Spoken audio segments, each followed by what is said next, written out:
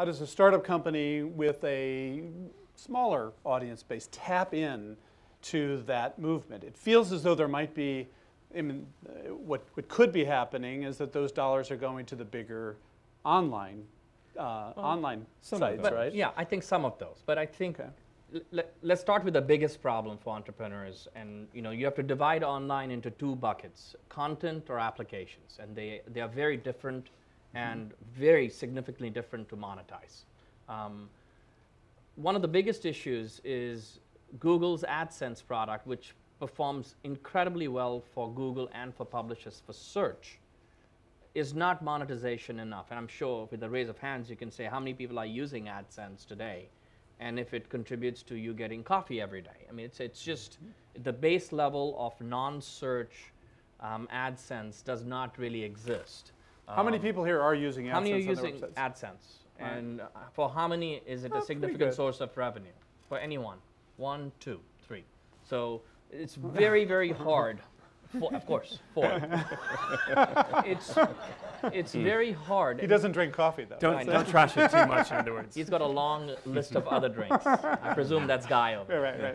Right. So the problem is the opportunity, which is we all know that content has quality and applications are very useful on the internet, from iPhone all the way to the web.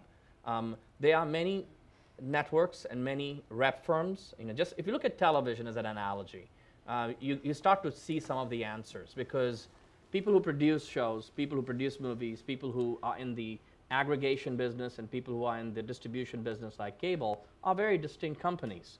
You can be a studio just producing movies or shows, and that can be pulled all the way, and you can be NBC who does all of the above. So the answer here is assuming you have a small audience, getting the data and getting to know your audience as much is the start, and then finding partners who can help you really reach the advertisers that want access to those audience or content is at the end what this is about.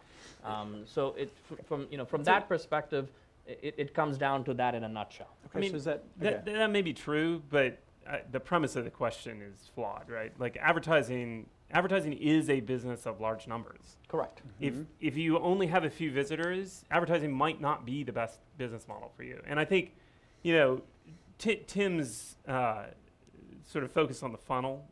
The funnel is very important. If you're at the very bottom of the funnel, if you create data that says there are users who want to buy a product, that's valuable. It can be sold for a lot. You don't need a lot of users. But when you're at the top of the funnel and you don't engage users deeply and you don't get that demand feedback, you got to have volume. And that I think fundamentally is you got to figure out, if you want to be in the advertising business, am I going to have high quality users that are so valuable to a set of advertisers that they'll pay a lot for each one, or am I going to have a lot of users? It also depends whether you're trying to build. I mean, everybody wants to build a business with high volume and super high revenue.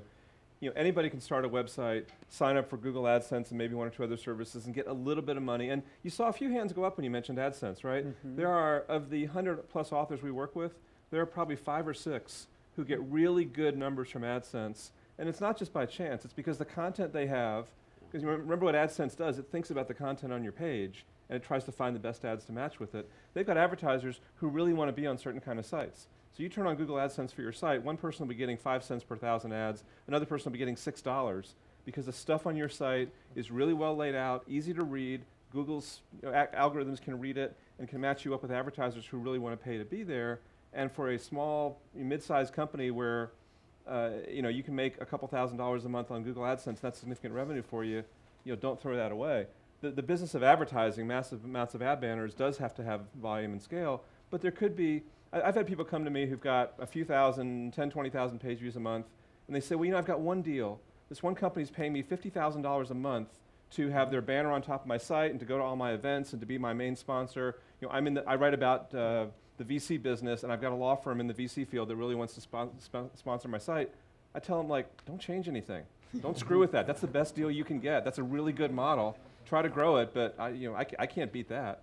You found the perfect sponsor for your site. Right. So sponsorship at a small site might be much better than pay-per-click. Right. if you find the right matchup. You'll often, when you start, if you get out there and start having some impact, people will reach out to you. Right? A lot of these folks, they didn't go out and try to sell, go knocking on doors. Some law firm called them up and said, wow, you're really talking to my clients. Can we do something to get in touch with you, to serve your readers, to start a conversation with your readers? And that's when you're on the phone and you say, you know, I was just thinking I was going to do a conference next week. Would you like to sponsor it? Sure. And then you try to figure out how to throw a conference together. But it's often, that's where the Hey, there's a cool idea. I think it might have happened.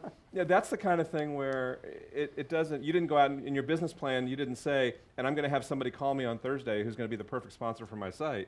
But if you're doing something about a niche and you get noticed by the people in that niche, and one of them has not the ad budget with the big ad agency, but the person who's got a $100,000 budget this year to sponsor a couple events and a couple things and finds out, wow, I should spend 40 of this on you because, you know, you're the perfect, you're bringing 100 people into the room who are the perfect audience for me.